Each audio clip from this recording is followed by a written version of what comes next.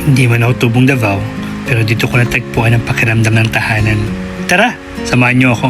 Tuklasin ang mga pagkain at lugar na napamahal sa akin sa lungsod na ito bilang adopted Davaoenyo.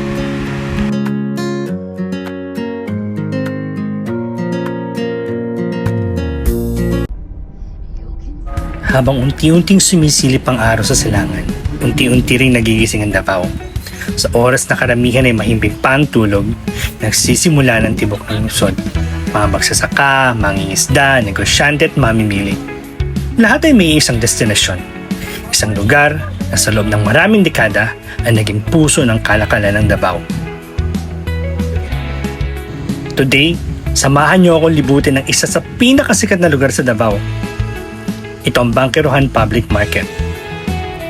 Bago pa maging isa sa pinakasikat na public market sa Davao, ibang kwento ng lugar na ito. Noong unang bahagi ng 1800s, ang Bangkerohan ay kilala bilang Pinagurasan. Isang pamayanan na nasa tabi ng Davao River at bahagi ng nasasakupan ni Datu Bago. Dahil ang ilog ang pangunahing daan na noon, dito dumadawang ang mga bangkang may dalang ani, isda at iba pang produkto mula sa mga karating na lugar. Mula rito, ito rin ang pinaniwalaang nagmula ang pangalang Bangkerohan. Mula sa salitang bangkero, ang mga taong naglalayag at nagdadala ng kalakal gamit ang bangka. Fast forward to today, halos pareho pa rin ang papel ng Bangkerohan. Maaga pa lang habang nagsisimula pa lang gumising ang Davao, abala na ang mga vendor, mamimili at negosyante. Ito ang isa sa unang pinupuntahan ng mga gustong makakuha ng pinakasariwang produkto bago pa ito makarating sa ibang palengke, restaurants at negosyo sa buong lungsod. Sa bawat sulok ng Bangkerohan, makikita ang sariwang tuna, hipon, alimango, pusit at iba-iba pang lamang dagat na bagong huli. Sa kabilang banda naman ay makukulay na gulay at mga prutas na naging simbolo ng Davao. Ang matamis na pomelo, ang hari ng mga prutas na durian, at ang paboritong mangustin na laging inaabangan ng mga lokal at turista.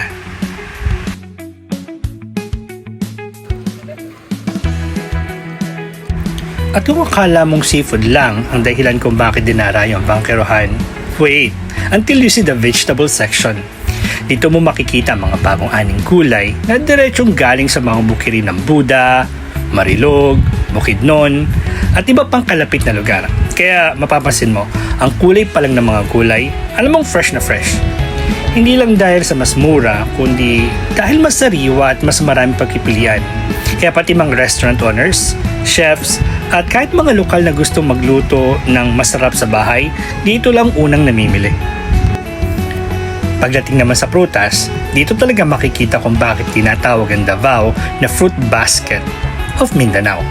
Siyempre, nandyan ang durian. Maraming first-timers ang umiiwas dahil sa amoy nito. Pero iyon ang pinakamalaking misconception. Ang totoo, ibang amoy sa lasa. Kapag natikman mo na ang magandang klase ng durian, mapapansin mo ang creamy nitong texture at natural na tamis na halos parang custard. Yes, parang custard. Kaya karamihan na nagsasabing hindi ko kakayanin yan, ang siya ring bumabalik para bumili ng isa pa. Hindi rin pwedeng mawala ang Davao Pomelo. Malalaki ang piraso, sobrang juicy at tamang-tama lang ang tamis at asim.